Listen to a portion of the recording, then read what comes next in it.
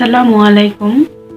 সকলকে আমার চ্যানেলের পক্ষ থেকে শুভেচ্ছা জানিয়ে আজকের ভিডিওটি শুরু করছি। আজ আমি আপনাদের সঙ্গে শেয়ার করব খুব মজাদার একটি রেসিপি।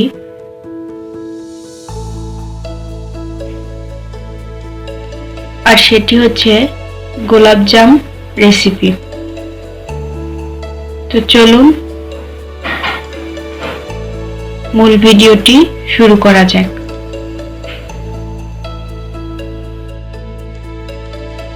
তো গোলাপ জাম বানানোর জন্য আমি এখানে 1 প্যাকেট রেডিমেড গোলাপ জাম মিক্স নিয়েছি। পাউডারগুলো গোলাপ জাম বানানোর জন্য আমি সফট একটা ডো তৈরি করে নিব। আর ডোটা তৈরি করব গরুর দুধ দিয়ে। এখানে আমি 1/3 কাপ গরুর দুধ নিয়েছি। অল্প অল্প করে গরুর দুধ এই পাউডারে দিয়ে আমি সফট একটা ডো তৈরি করে নিব।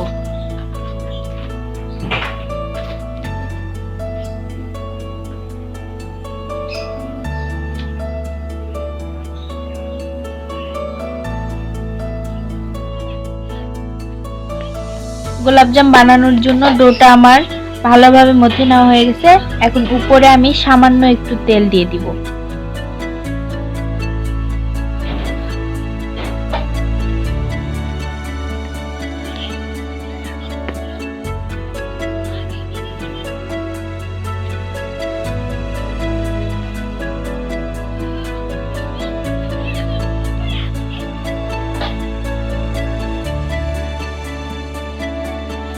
এখন আমি একে একে গোলাপজামগুলো তৈরি করে নিব।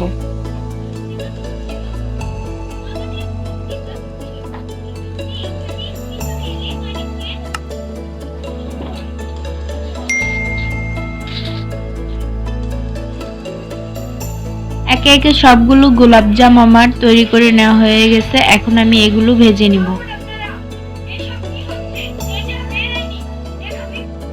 গোলাপজামগুলো ভেজে নেওয়ার জন্য চুলায় একটি কড়াই বসিয়ে দিয়েছি।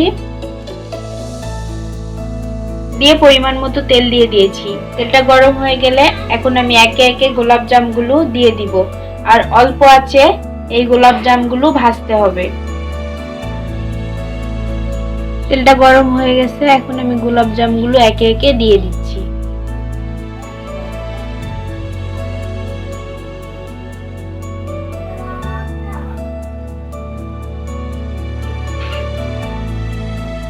একেবারে অল্প আছে এই গোলাপজামগুলো ভেজে নিতে হবে।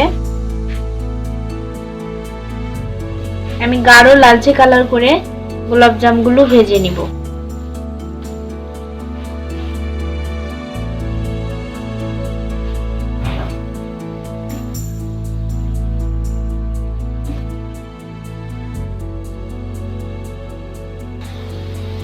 তো গোলাপজামগুলো আমার ভেজে নেওয়া হয়ে গেছে। এগুলো এখন আমি উঠিয়ে নিব।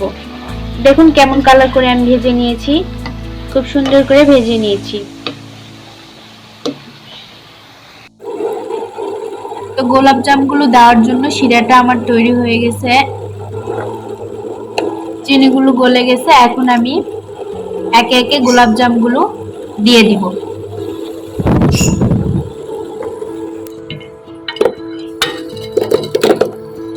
তো গোলাপজামগুলো আমি দিয়ে দিলাম।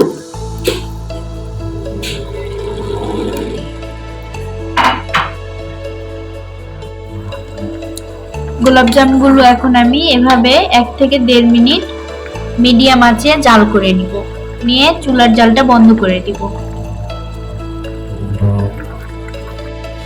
তো চুলার জালটা আমি বন্ধ করে দিয়েছি। আমার গোলাপজামগুলো রেডি। এটা এখন আমি একটা ঢাকনা দিয়ে ঢেকে আধা ঘন্টার জন্য রেখে দিব। তাহলে এটা খাওয়ার উপযোগী হয়ে যাবে।